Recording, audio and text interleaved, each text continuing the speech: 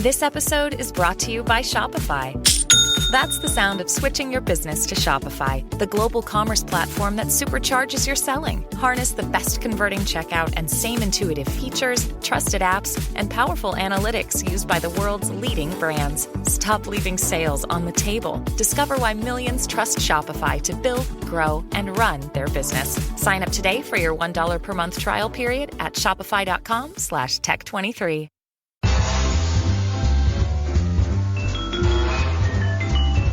Welcome to the Instagram Stories Flash Briefing. I want to talk about something I've been doing on Instagram recently where I'm having a lot of fun and I'm really proud of the posts that I've been making.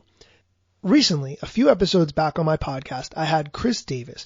Chris is a graphic designer and he's been making Instagram carousel or gallery posts where you slide through for a larger message. That's the best way to describe it. I asked Chris how he's been creating these, and although I never really had time to sit down and experiment with what he told me to do, finally, through this pandemic, I've had time to sit down and make some, and I've had a blast doing it.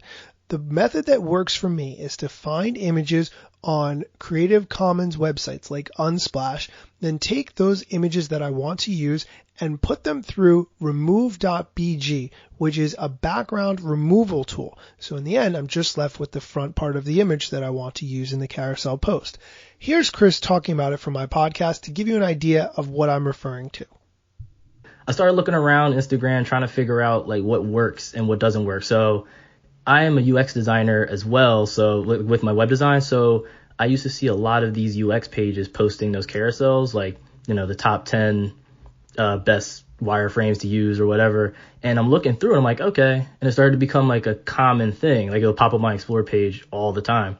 So I'm looking through, exploring, and like I would see those a lot. So then I started off, and Neil Patel started doing these too. So I started off with like really basic ones, kind of like how to start blogging, best books to read in 2020. So I started making those in Canva. So those were really basic, just 10 slides 5 to 10 slides. I started off kind of lighter than 10. And was just trying to keep working the algorithm, make sure I was getting known. So they started picking up traction a little bit here and there. You know, some people would comment. So then after that, I started trying to make them a little bit longer and just trying to play around with how like much I can do on them. So just to make people go all the way through.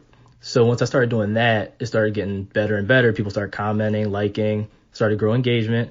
And then, so I started looking at like how in depth some of them were. And I was like, man, Canva's not getting this done. So I didn't want to use Illustrator or Photoshop, even though I can, just because they take so long.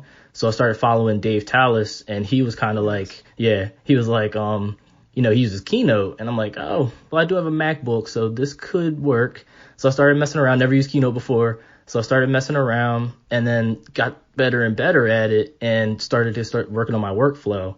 And once that was all in place, it was kind of just like templating and start cranking these out. So now I use Keynote. Canva was slowing my computer down like a lot. So I'm not a huge fan of Canva. I definitely, I know a lot of people who swear by it. So let's just back up. So if you're brand new to what we're talking about here, Chris is making carousel posts. Carousel posts are when you can slide right and see multiple pictures or videos or whatever.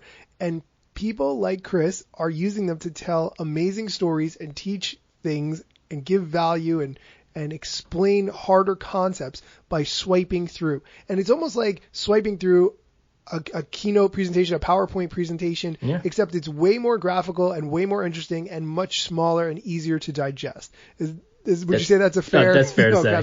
Fair assessment. Basic way to say it. If you haven't seen a post like what I'm talking about, go check out my latest Instagram post. Give me your feedback on it. I would love to hear what you think. If you would like me to teach you how I've been making mine, I'd be glad to do that. I've just been going to iCloud.com and using Keynote there because I don't have a Mac and I'm never going to buy one. But anyway, I'll be glad to give you a tutorial if you ask. That's it for today's show. Come back tomorrow for more Instagram news.